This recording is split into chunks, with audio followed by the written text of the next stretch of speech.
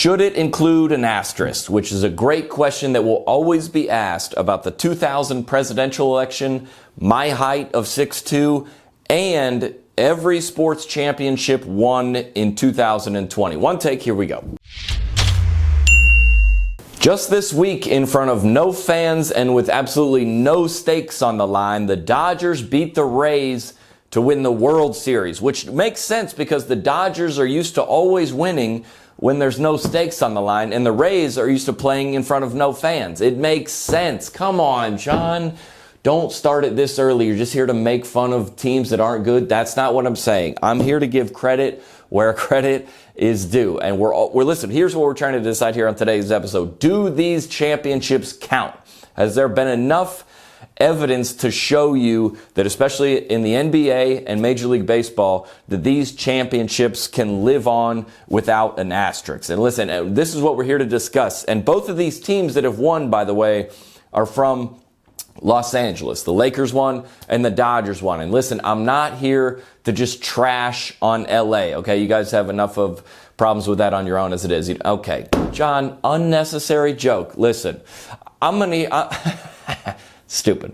I'm going to tell you the truth about what I think, all right? And this is not one of those shows that you turn on and listen to their takes and you already know their opinions before they say them, okay? This is not ESPN. I'm free to say whatever I want, which is the beauty of free speech and YouTube. But like ESPN, I get it. They're like, hey, listen, we're diverse in skin color, not in thought. Sorry, that was confusing. We're diverse in skin color, but we make sure everyone thinks exactly the same on this network. That's why the ratings are going down the tube. Anyway, that's not the point of this either. I'm just saying, first of all, let's look at the NBA, okay? An 82-game normal season, and they played 72 games, which is almost a full season, kind of like summer in Chicago. You know what I'm saying? It's nice, it's sunny, and then it goes back to being frigid and freezing for literally 9 months out of the year. Anyway, that seems to be enough of a season that you can guarantee that the best team came forward and the best team won. And it's interesting, only 10 games of the regular season got canceled, which I think no one would debate that. In terms of a games played standpoint, everyone can say that the NBA championship is legit. But the playoff situation was unique because they all decided to go to Orlando, which is the first time a champion has ever been crowned in Orlando, let's be honest. They all decided to go in Orlando and play in a bubble. And the union and the league both decided to play in this bubble down in Orlando. And we were all bummed out because the Warriors didn't make it to the bubble. The social justice Warriors, though, they won the championship. So okay. John, enough of these jokes. All I'm saying is you call the championship, the Lakers championship, into question a little bit because of the bubble, because some players admitted that the bubble was hard for them. Paul George came out and said he was not in a good headspace. He was struggling with his own mental health in the bubble, and that makes sense. And that's totally fine, and there's no jokes to be said for that. But it's no wonder that LeBron James thrived in the bubble, because think about it, his whole career he's been playing in a bubble, and once an opposing player gets too close to him, they call a foul and he flops. And okay, John, that joke was right there, though. I had to make it. Well, okay. In terms of the championship that the Lakers won, is it legit or not? There's a bunch of players that opted out of the bubble. And if you wanted to, you could opt out of the bubble for health reasons or whatever it is. And think about it. DeAndre Jordan opted out. Bradley Beal opted out. The whole Milwaukee Bucks team opted out. Come on. That joke was right there too. It was easy.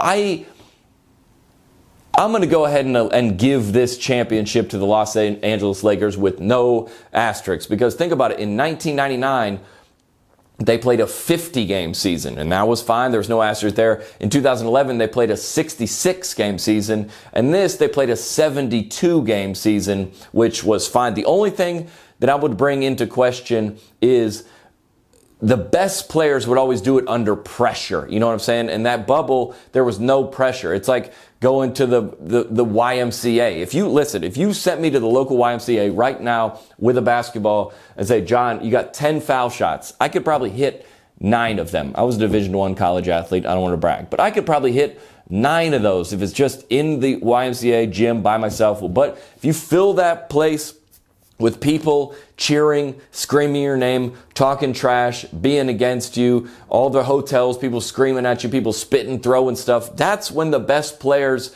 always came and proved they were the best. And that's what we were missing during this NBA Finals. Think about it. The best players always did it under pressure. Kobe Bryant, Michael Jordan, Wesley Snipes. They were all came to play when they needed to play. And Michael Jordan, perhaps the greatest example of this, the 1997, the flu game that he played. Michael Jordan played a game with the flu, showed up, played amazing, and then went on to win the NBA Finals. Think about that happening in 2020, by the way. Michael Jordan, oh, really? You're going to play with the flu? Are you trying to kill my grandparents, Michael Jordan? Really? You're just going to willingly infect all these people knowing that... Okay, let's not go down that road. Stay focused on what we're here for. Listen, the bummer about the NBA Finals, did the Lakers win it? Yes. But tell me one special moment that you remembered about the NBA Finals.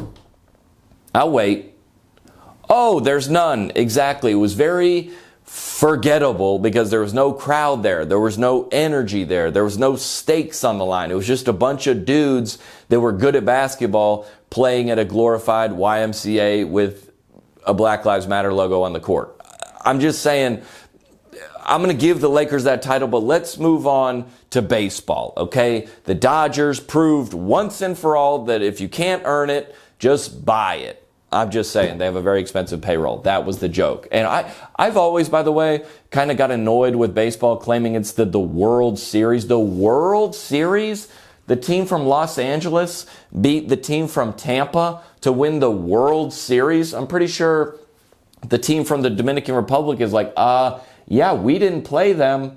We didn't play them at all. Every other baseball team in the world is like, hey, maybe just call this your country's best series, not the World Series. It's a little disrespectful. Anyway, that being said, the baseball championship comes into a gigantic criticism because they normally play 182 games in a season and they played 60, which is like a third of the season. And listen, the first third was good and the last 2/3 were canceled or should have been canceled. And if anyone knows this, no one knows this better than Hollywood.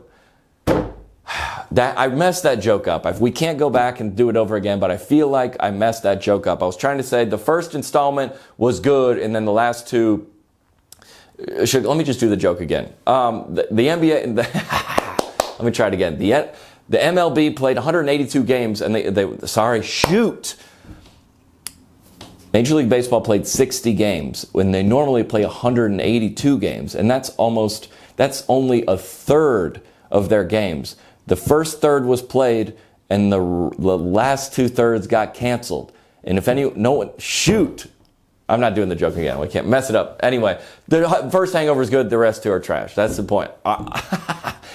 What I'm bringing into question here is, do you respect the Dodgers World Series win as legit? Yes or no? It was a third of the season was played. There was empty stadiums.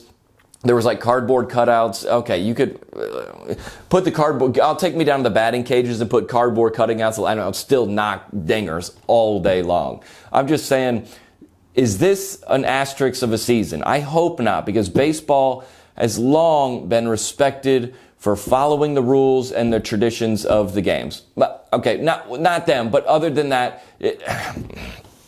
Listen, one of my favorite, this is my only favorite moment of the World Series. Justin Turner, which is the Dodgers' third baseman, I think, got COVID, got coronavirus, and was removed from the game.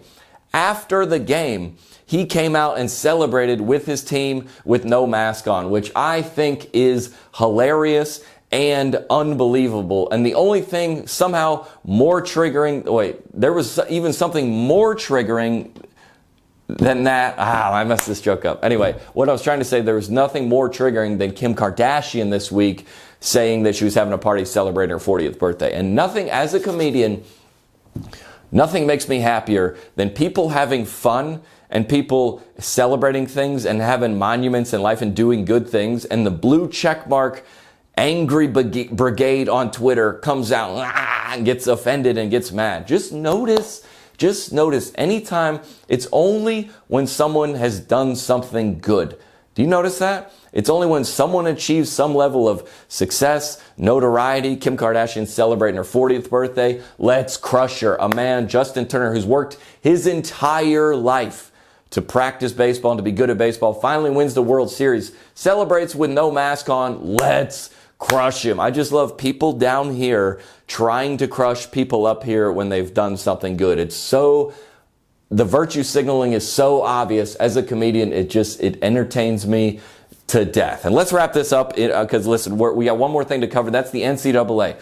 Football, what on earth are they going to do? By the way, they have to have an asterisk on this season. There's no way you can consider the football national championship to be real. Because look at the AP poll right now. Clemson is sitting number 1 at 6-0. Alabama is number 2 at 5-0. Number 3 is Ohio State at 1-0.